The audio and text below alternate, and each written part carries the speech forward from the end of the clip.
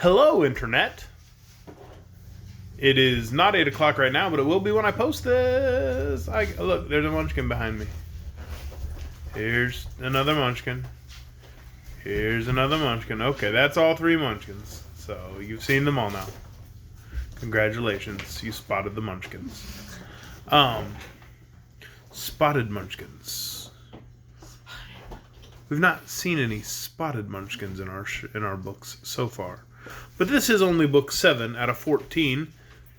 The Patchwork Girl of Oz. We're ready tonight for chapter 17, Ozma and Her Friends. If you recall, last night Dorothy and Scraps met, and Ojo's still in prison. Not really prison, though. It's kind of just like a house that he's supposed to stay in, and he's like, alright, this house seems nice. So tonight we're going to read chapter 17, Ozma and Her Friends. Once my tiniest munchkin shuts his bedroom door to fix the light situation. Thank you. Alright.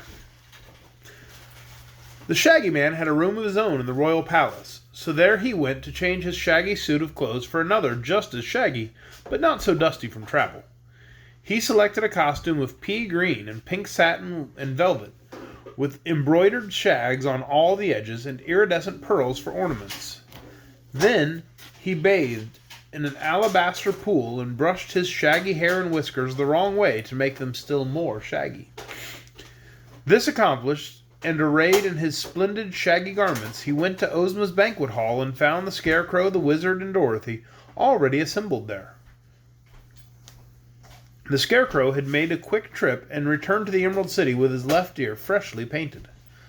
A moment later, while they all stood in waiting, a servant threw open the door, the orchestra struck up a tune, and Ozma of Oz entered.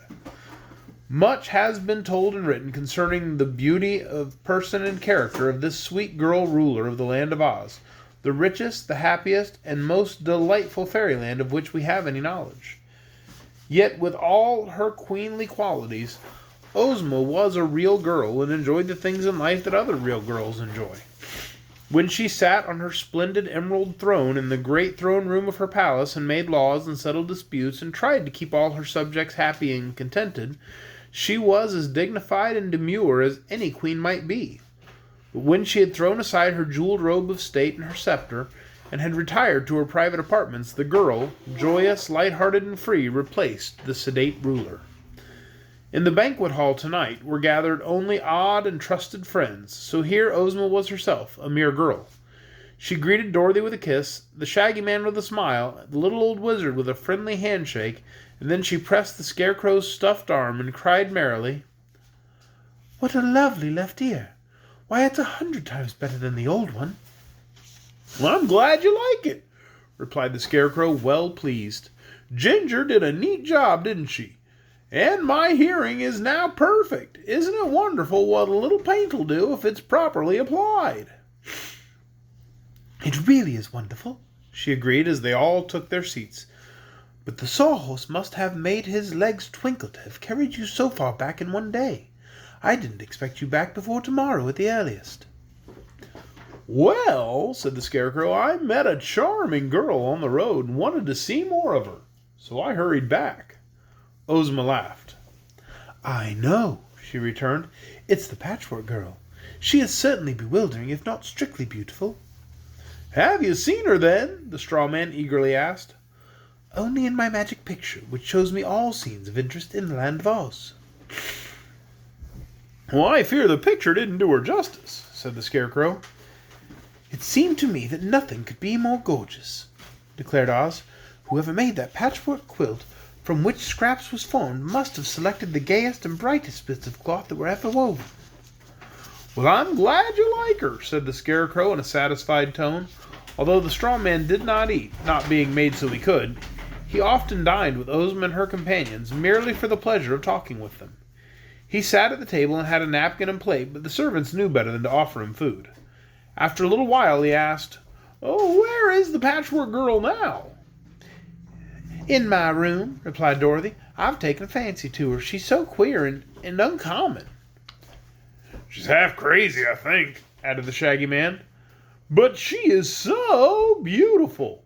exclaimed the Scarecrow, as if that fact disarmed all criticism. They all laughed at his enthusiasm, but the Scarecrow was quite serious. Seeing that he was interested in Scraps, they forbore to say anything against her. The little band of friends Ozma had gathered around her was so quaintly assorted that much care must be exercised to avoid hurting their feelings or making any one of them unhappy. It was this considerate kindness that held them close friends and enabled them to enjoy one another's company. Another thing they avoided was conversing on unpleasant subjects, and for that reason Ojo and his troubles were not mentioned during the dinner.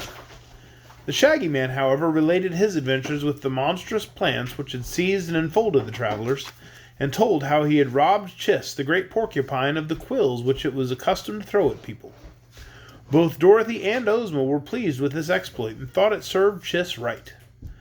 Then they talked of the Woozy, which was the most remarkable animal any of them had ever seen, except perhaps the live sawhorse.